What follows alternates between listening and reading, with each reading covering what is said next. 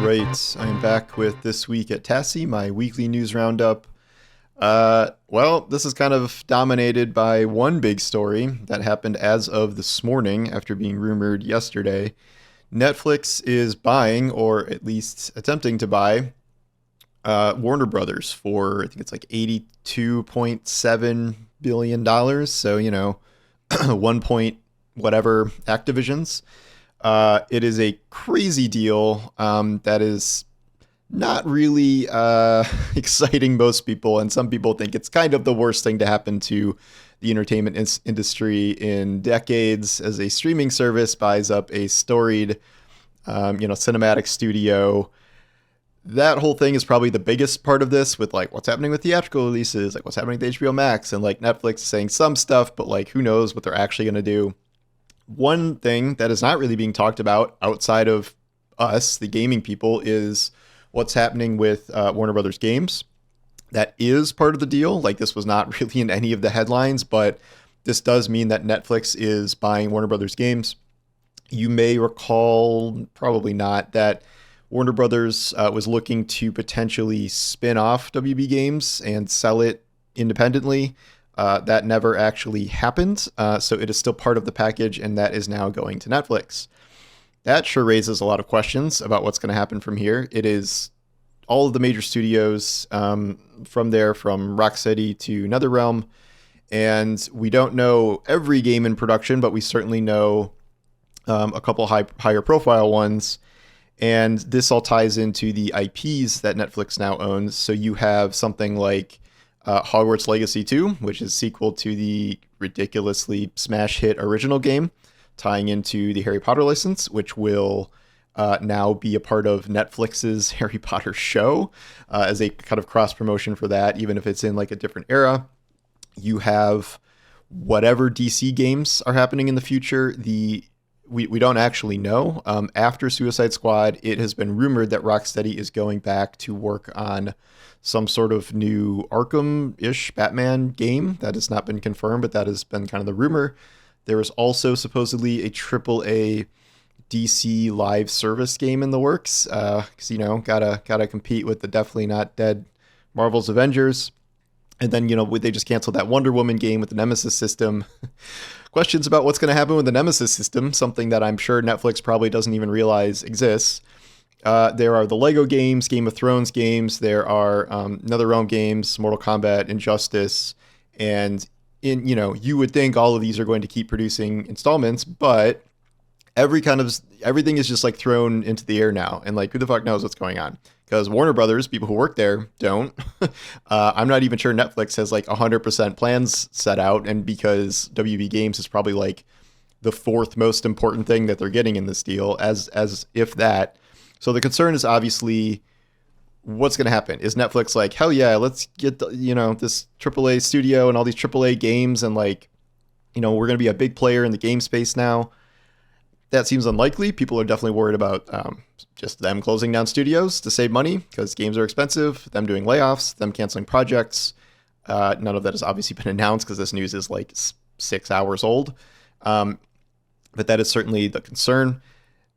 It's not like Netflix has shown no interest in gaming. It has. There is a Netflix games division that is a portion of the site, but that is just overwhelmingly not like a AAA thing. That is a bunch of kind of smaller scale games that they've either, picked up from other places, a lot of good games, mind you, and then some that they develop for their own IPs. Like there's a Squid game. I think there's a Stranger Things game in there, but this is mostly stuff that they're just like wanting you to play on your iPad periodically.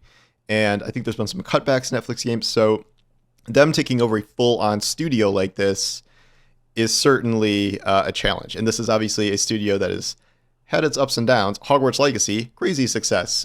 Suicide Squad Kill the Justice League allegedly lost $200 million. And you had all these quotes from David Zaslav about, well, we should still lean into live service games despite what happened with Suicide Squad. And apparently they're making another superhero live service game in Hogwarts Legacy. The most single player game you can get was its biggest hit. I just don't know if like Netflix is processing any of this. This just seems like it's probably going to be something on the back burner for the foreseeable future. I doubt they're going to like issue like a stop work order on whatever's happening now. I think at least for now, they're trying to be like business as usual. They're like, yeah, we're still going to do theatrical releases. Yeah, we're still going to have HBO Max, but like for how long? I mean, and this deal has to get approved and there's all this anti-competitive stuff. And like, yeah, because the government is so good at anti-monopoly that definitely works most of the time. So this is a really big deal. We just don't know how big of a deal it is yet in terms of what's going to happen to these projects. So certainly something to keep an eye on. This is going to be a very long, ongoing saga, and it is certainly the biggest entertainment news, I don't know, really long time. It's hard to remember another one for this long here. It's still like there's all these crazy scenarios that could happen. Like Paramount could do like a hostile takeover or something. And I don't know. It's going to be very dramatic, and we'll stay tuned there. But I would be a little surprised if we heard anything concrete out of WB Games anytime soon, given that this is still up in the air. Just another story, just briefly touch on this. Five Nights at Freddy's 2 is out this weekend. The sequel to the original adaptation of the game has a hilariously low Rotten Tomatoes score of a 13% among critics. That's down from, I think, like a 33 for the first one, which obviously is also low. But the split between critics and fans here is hilarious. Like, fans love it. This has the new one has an 86, last one had an 89 or something, or vice versa. People always are like, well, Rotten Tomatoes, you can't trust it. Usually it's not like the most misaligned thing in the world. But the Borderlands movie had a 10%, and Borderlands fans were sure not liking that movie. So it wasn't exactly, a difference there. But the Five Nights at Freddy's community is very insular, very passionate. And if it's just a bunch of references to the game that's like mildly amusing, that is going to be enough. I saw the first one. I thought it was okay. I'm not into that game at all, but I thought it was like a decent horror movie, at least as much as you can get for a PG-13 movie. That's just kind of jump scares, but I guess that's a lot of the game too. And it's something to take seriously, because the original Five Nights at Freddy's made, I think it was like $297 million on a $20 million budget. So that's the kind of thing you want to see.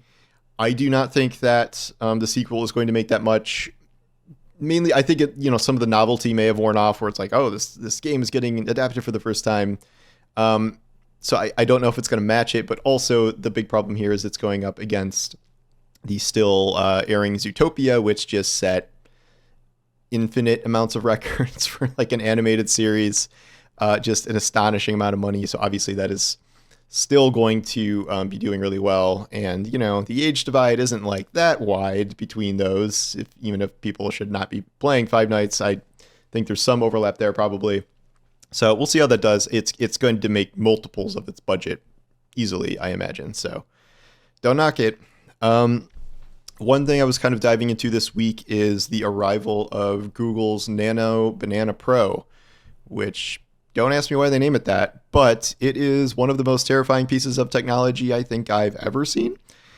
We have reached a point where tech like this can replicate photorealism to a point where a good majority of the time it is pretty much not detectable, especially if you were just brushing past it in like a social media feed or whatever. And, a lot of these things need like investigations. Like there were these pictures that were like snapshots of like Diddy in prison and like with the TMZ logo, and like TMZ had to come out and like say it wasn't theirs. And like that was like day one. How this relates to video games is it is now insanely easy to produce fake video game leaks as a result.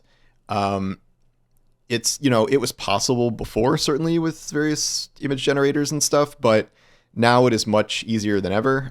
In Destiny this week, there was this big AI release of like spy shots from, I guess it was supposed to be the Bungie Summit, which was fake because I was there. And then all these fake exotics. The person wasn't like really trying to trick people. Like they said it was AI shortly after and like showed how they did it. I was like, I saw that and I'm like, okay, especially the exotics. I'm like, there's no way that they can, replicate this without a bunch of Photoshop. I did it. You showed a picture of an exotic. You're just like, make a new exotic, and it does it. Believable artwork, even believable perks sometimes, and like some of the icons and stuff are messed up. But you can do this with anything. I've seen this used for Grand Theft Auto leaks. You're probably going to see a lot of those. Pretty much anything you see that is a leak that is not like quadruple confirmed, you're going to have to assume it's AI at this point. Which in some ways, I think a lot of these studios like, because they would rather prefer everyone doubting all leaks than having leaks come out and those be like almost certainly true, because fake leaks are really easy to spot. Now they're not really easy to spot. So just keep your head on a swivel out there. Things are getting bad in AI land, and maybe you've seen all your YouTube shorts clogged up with AI stuff right now. But yeah. In less exhausting news, the makers of Clair Obscur have called for a motion capture category at the Game Awards.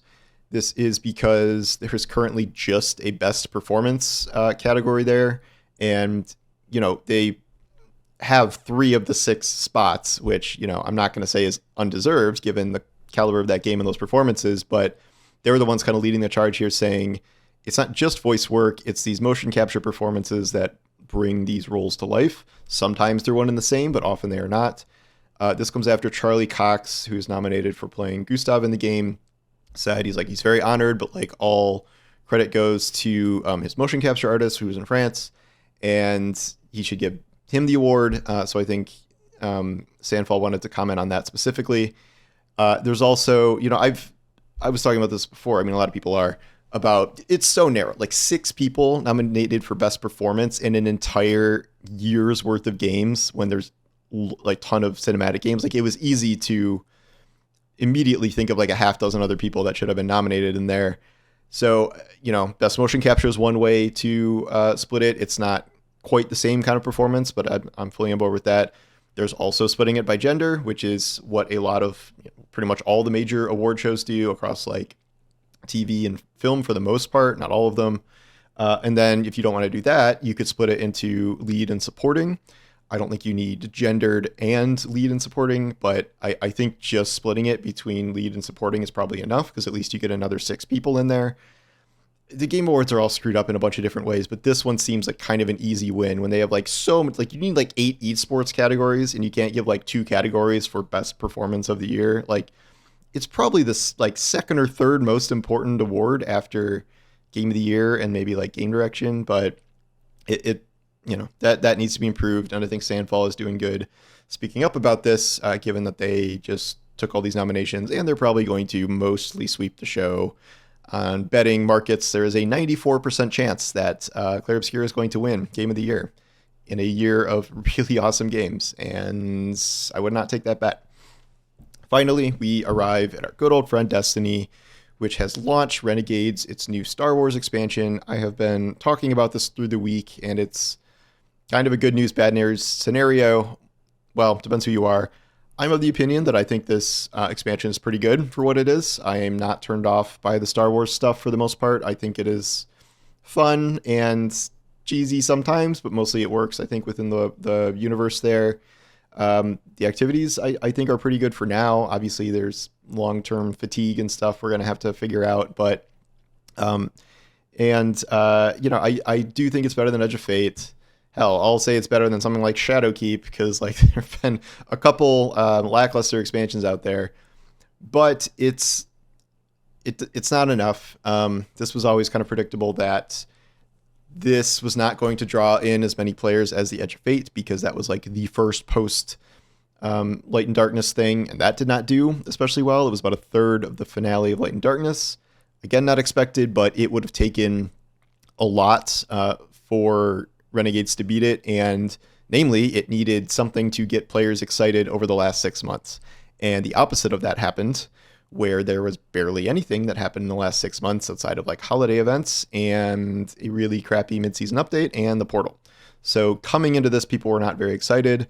I think Star Wars split the difference. I think some people thought it was cool and wanted to jump back in. I think it's a good jumping in point, honestly.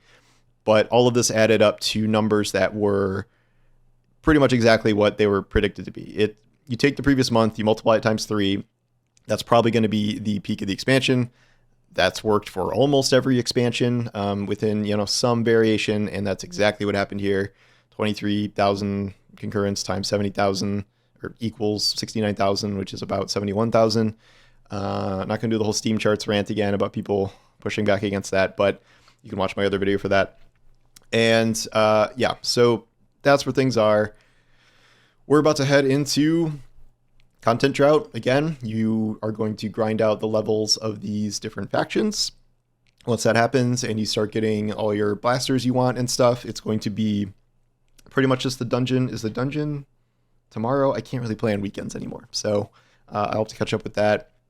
But you know, not that much else going on, and it raises big questions about the future of Destiny and how it can maintain momentum with these giant breaks and these smaller expansions that are, even if they're really good, are probably not going to spark the kind of resurgence in the game it needs. Plenty more to talk about that, but that was a really big story among, you know, my subsection of the community here. I'm gonna go invade some people for a red lightsaber, and yeah, I'll talk to you guys soon. But thank you for watching. Take care.